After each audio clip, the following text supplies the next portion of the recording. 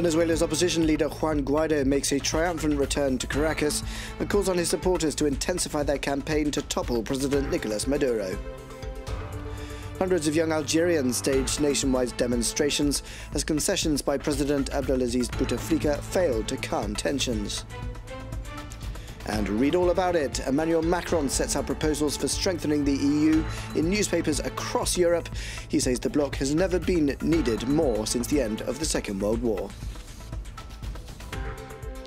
Welcome to the France 24 newsroom in Paris. I'm Alexander Orcott. Now we begin with Venezuela, where the opposition leader has received a hero's welcome as he returned to Caracas after a week spent meeting Latin American leaders. Juan Guaido, who had faced the threat of arrest if he returned, has called for more street protests to increase pressure on the embattled government.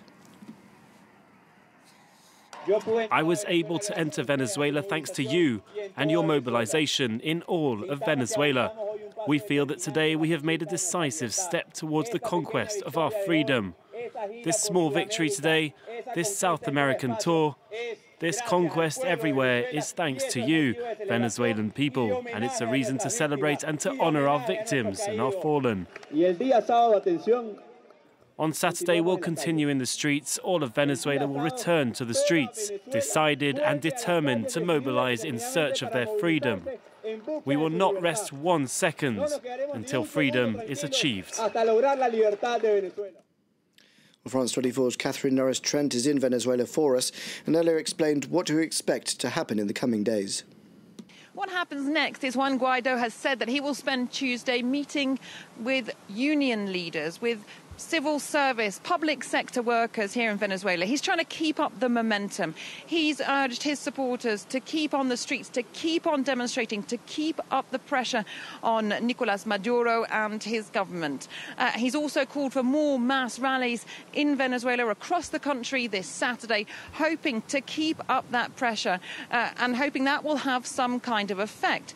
Aside from that, there's not much more detail about what concretely he plans to do. At one stage there was talk of foreign military intervention, possibly involving the US. Now that does not seem an imminent possibility at the moment.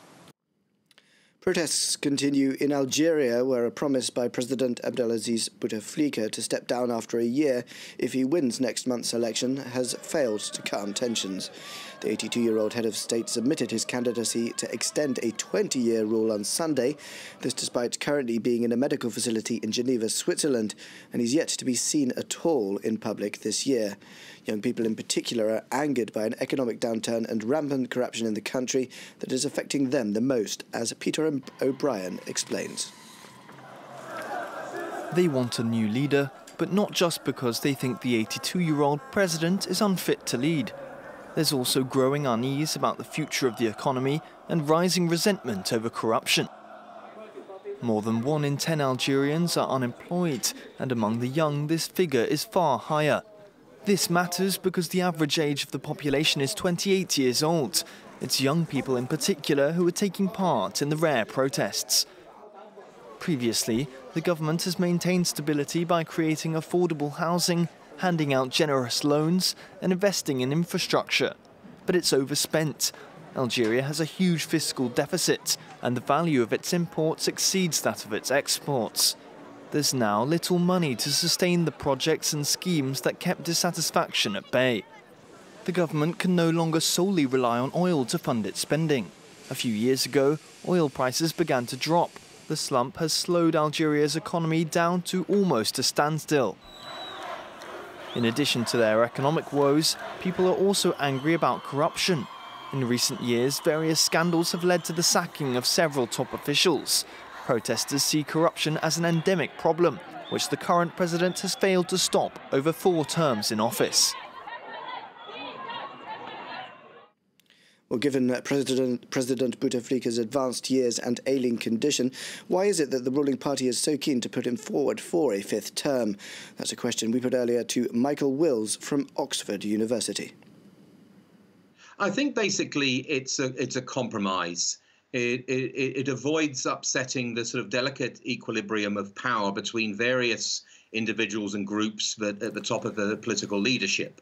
who fear that if a new figure was brought in, that would upset things, power would shift in different ways. So in one sense, Bouteflika has been quite a convenient figure to have there because he doesn't seem to be playing much of a role, but he's able to be the figurehead while others continue to exercise influence. And again, what exactly that influence is, we're not sure. And a lot of people, most people in Algeria feel unhappy. They don't know who is actually making the key decision.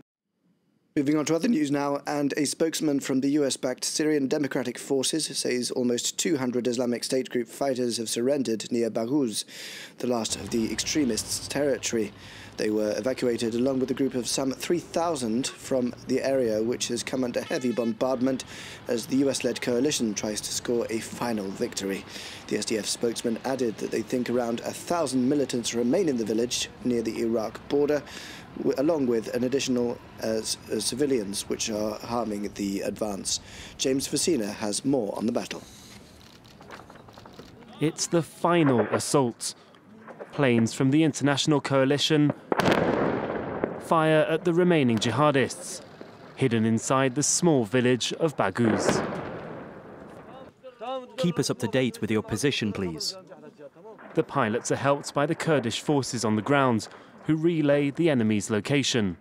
The last strike hit a sniper that was firing at us. We passed his position on to the coalition. In Baghouz, several hundred jihadists cling onto their last enclave in eastern Syria, hiding in tunnels they've driven car bombs at the Kurdish forces. See the trees over there? Their base is right beside them. Yesterday we saw some of them crawl out of a hole and fired. We managed to kill a few, but the others ran off. These tunnels make it very tricky for us. They might be right beneath us and could leap out from behind us at any moment.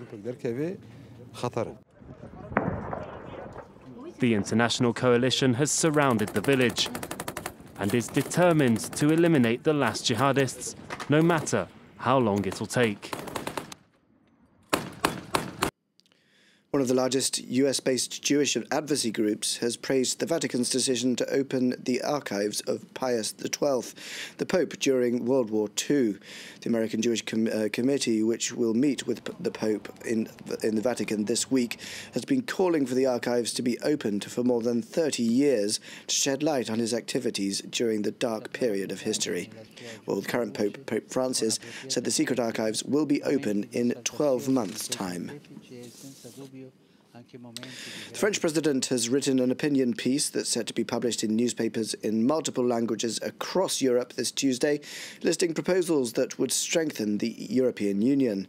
Emmanuel Macron says the bloc has never been more needed since the end of the Second World War and never more under threat. Erin Oginkier has more. It was one of Emmanuel Macron's central campaign pledges, reinforcing the European Union and taking on a leadership role in that pursuit. It is up to us, to you, to define the only path that ensures our future, the one I wish to speak to you about today. It is the rebuilding of a Europe that is sovereign, united, and democratic. Now, 3 months ahead of EU parliamentary elections, the French president is going on the offensive to pursue that objective.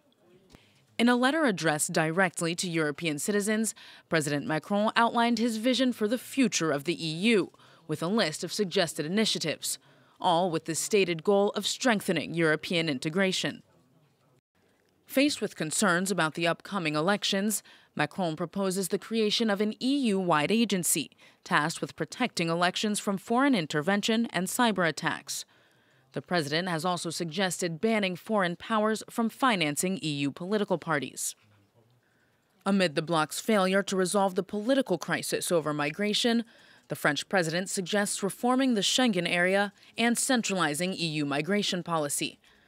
The reforms would include the establishment of a common border police force and a European asylum office, which would be based on unified standards for accepting and rejecting asylum requests.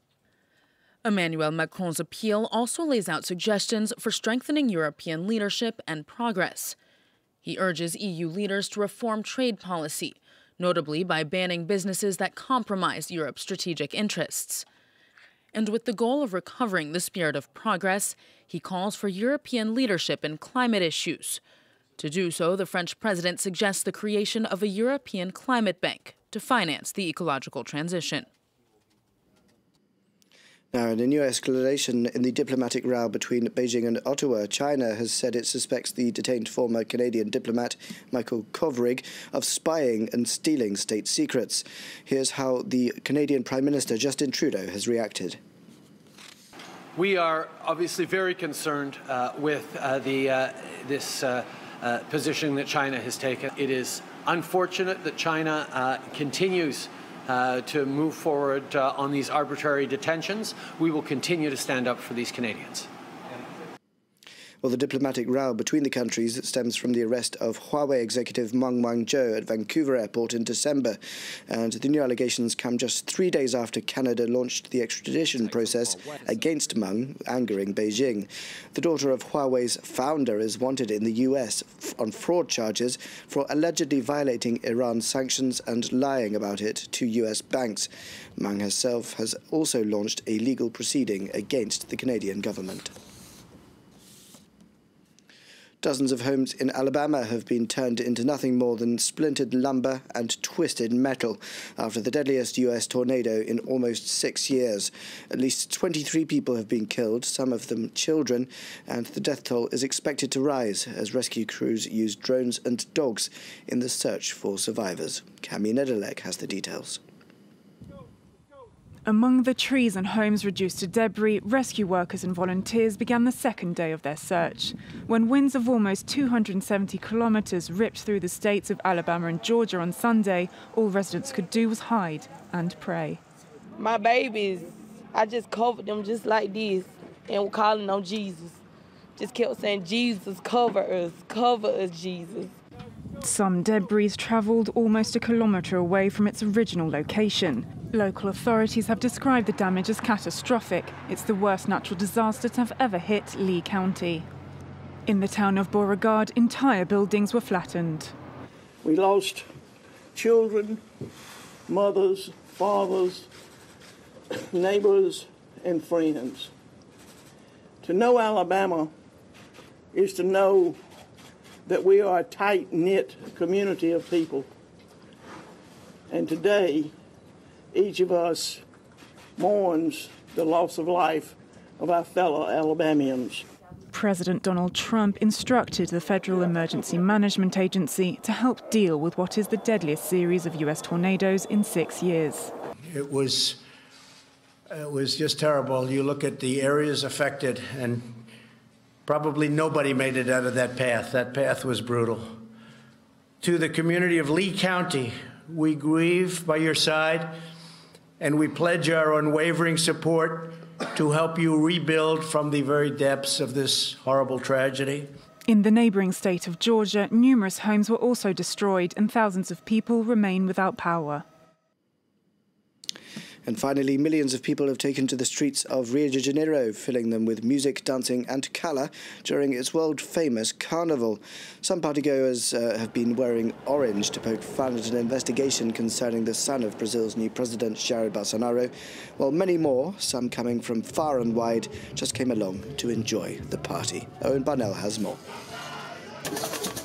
It took them 30 hours to fly to Rio de Janeiro, but they're here and ready to party. It's carnival season in Brazil, and this samba team is a surprise entry. Out of 500 official teams, it's the only one from Japan. Carnival kicked off on Friday, and it's now in full swing. Sunday and Monday nights is the time for the professionals. Thousands of dancers from 14 elite samba schools strut their stuff at the Sambadrome, a moment they wait all year for. I prepare myself all year for this. When it's over, I'm already preparing the next one. This year in particular, Carnival is more than just fun. It's the first since the election of new President Jair Bolsonaro, and the political situation is on the minds of many. Rio de Janeiro has been suffering difficulties for a long time. One governor takes power, the other one leaves, and things keep happening in the worst way possible. So it was time for the samba schools to get together, give their opinion and protest to see if things get better. Every year, people flock to the city from all over the world, Up to 7 million are expected to take part. Stay tuned for more news updates coming up on France 24.